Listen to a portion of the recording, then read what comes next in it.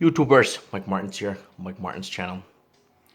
Just bringing you, I got a really good article here for the housing crisis, international. It's a big one. Don't turn it off. Please don't turn it off. Someone asked me earlier who my favorite singer was or who inspired me when I was growing up. Billy Idol. All the way. Saw him in concert many times, met him twice. And Billy Idol is in the English-speaking language, Billy Idol, to me, in the English-speaking language, is by far one of the best artists, whatever you want to call it, musician, whatever you want to call it. He's by far. Anyways, this article has to do with New Zealand. And before you turn it off and say, I don't care about New Zealand, you better care about New Zealand because this is a big friggin' deal. Nation of debt. It's a good article. New Zealand sitting on $500 billion in debt bomb. I'm going to read that one more time because your ears probably didn't believe what I just told you. Nation of debt. New Zealand sitting on $500 billion debt bomb. Yeah, I had to repeat that. Kiwis are treating their houses like cash machines, pilling out the debts. It's pilling, by the way, not pulling. Pilling on the debts as they watch the value of their properties soar. New Zealand is sitting on $500 billion debt bomb. Kiwis are increasingly treating their houses like cash machines, pilling on debt as they watch the value of their properties soar. Reserve Bank figures show household debt, excluding investment property, has risen 23% in the past 5 years. 163.4 billion. Incomes have risen only 11.5%. Do the math, it doesn't work out. Households are now carrying a debt level that is equivalent to 162% of their annual disposable income. Higher than the level reached before by global financial crisis. People, wake the F up. Like he's saying right here, take me back home, yeah.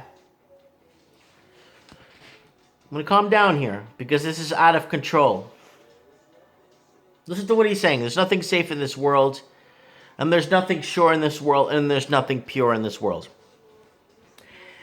Introducing property investment. The total debt households owed as of April, $232.9 billion according to the Reserve Bank.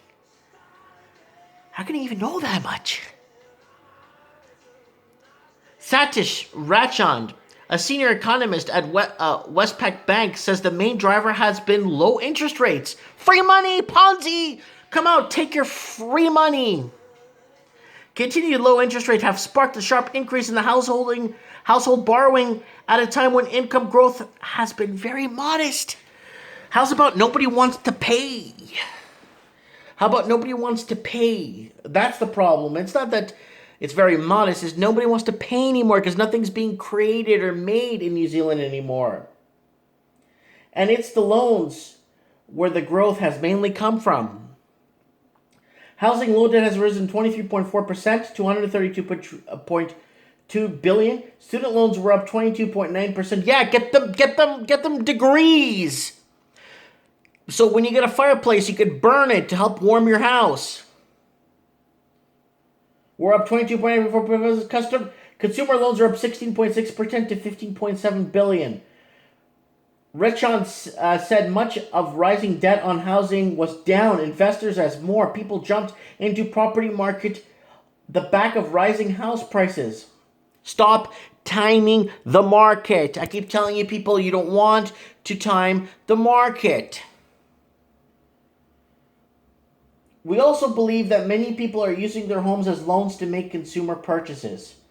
We think a lot to increase the lending on housing loans will also be an increase in spending. People feel wealthy when the value of their homes go up. You're wealthy on paper. I don't think you understand what paper means. I'm going to tell you how to say paper in Portuguese. It's papel. In Spanish, it's papel. It's paper. You're wealthy on paper. Try feed your family off paper. We think a lot of the increase of lending and housings will also be an increase in spending. People feel wealthy when the value of their homes go up. Here's the difference again. Once again, feeling wealthy and being wealthy is a huge difference. Renting a Lamborghini and owning a Lamborghini is different. McQueen, an Auckland financial coach and managing director of Enable Me, said she had seen 3 clients in the past week alone who had paid for a new car by using the equity in their home, increasing their mortgage debt.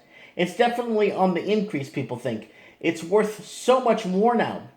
But the risk of continuing to add to the mortgage to pay off big ticket items was that one day the bank might say no, or the debt could become too much.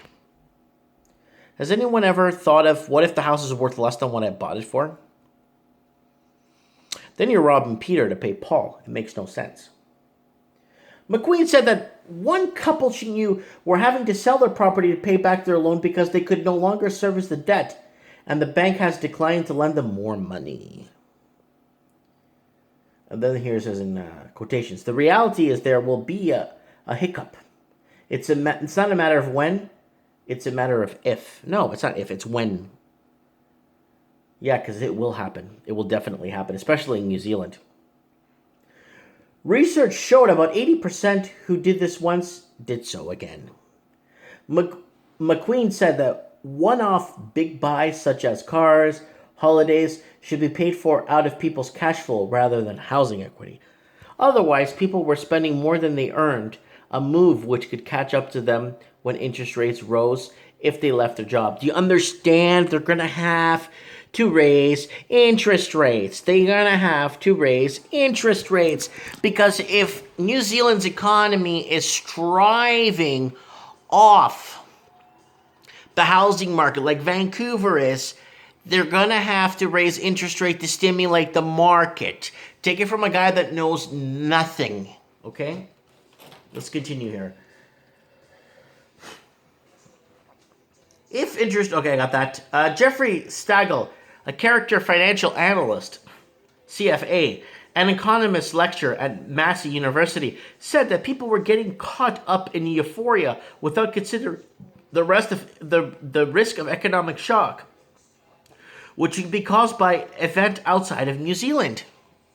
Yeah. The reality is there will be a hiccup. It's a matter of not when, but if. No, it will happen. It's definitely is going to happen. You cannot stop the inevitable. Stagel said during the global financial crisis, it was corporates that got caught up with too much debt. Businesses having to right now, they are backing out of debt and having got their balance sheets in order prior to the global financial crisis. Corporates were the ones that were whacked really good. Now, said the households were the ones more at risk. So I'm going to leave a link for this article because it's really, really long. And this has a 5-step thing to get out of debt. I really, really, really recommend you guys to read this, especially even if you're not in New Zealand, because I am extremely proud to say I have no debt. Zero.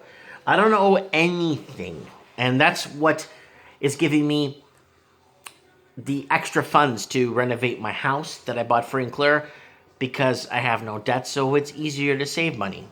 Basically, it's an interesting story. My house, I bought it free and clear because I was saving for so many years to buy a house in Vancouver where the bubble was so big. And the average house is like 1.7, 1.8 million. And the house I was looking at was 3 million. So you got to pony up at least 800 large if you want to buy a house in Vancouver. So I said, you know what? I'm moving to a small town. I'm going to buy a house free and clear. And I'm going to be smart and spend more time with my family and do that. And that's what I did. And it's the best move I ever did. And I strongly recommend it to everyone to strongly consider leaving the major cities and going out and moving to Cowtown or Cowboy Town or Horsetown or Farmville. Make a life for yourself. Get out. If you especially have a bit of savings, be smart. You know, Think of your kids, your future. No one's thinking 3 generations ahead anymore. Everyone's thinking for themselves, and that's becoming a massive problem in the housing market. And now all these English-speaking countries, you got a bunch of people thinking that they're rich on paper. And being rich on paper means nothing. Because of the top 10 countries that have gold reserves, I'll give you an explanation. One of the very few countries in Europe that has any gold reserve is Portugal, Sweden, I think Denmark. There's like 4 countries in Europe that actually have gold in their reserves. There's countries like Italy, United States, what was the other one? Germany, that have so much gold in on paper, but they don't have the reserves to back it. It's the same thing when you're buying your house and you're buying all these big ticket items on the equity of the house. It's like you're gambling your future away. That equity is supposed to save up over the next 10, 20, 30 years and use that equity to travel and leave the house for the kids, take out a small equity loan and just travel and do things and meet people. And now it's not happening. It's like most people now in this generation, they don't have, like my generation in their 30s and 40s, have no retirement backed up unless they work for the government, you know. And you're working from the government, it's different because it's not a public position or a private position where you get taxed working for the government and you're like, I'm paying so much taxes. Yeah, but your whole pay is coming from other people's taxes. But I'm not getting into that right now. The whole student loan thing is a big deal too. But I'm not going to get into that right now. And a lot of countries are banking on their student loans to help boost or bolster their economies. And that's really sad. Anyways, let me know what you Kiwis think down there in New Zealand. I got a lot of friends down there watching this channel. I would like to know what you guys think about this because this is beyond anything anyone would have imagined 20 years ago. This is like, we were supposed to have flying cars by the year 2000. We were supposed to have so much more. I looked forward to so much more when the year 2000 hit. And now it's like people are using homes for bank machines. Whatever happened to home where's the heart is? Home is where the heart is, or family is where the home is, or country roads take me home. I don't know. Let me know what you guys think. Comment below. I would love to hear your replies to this.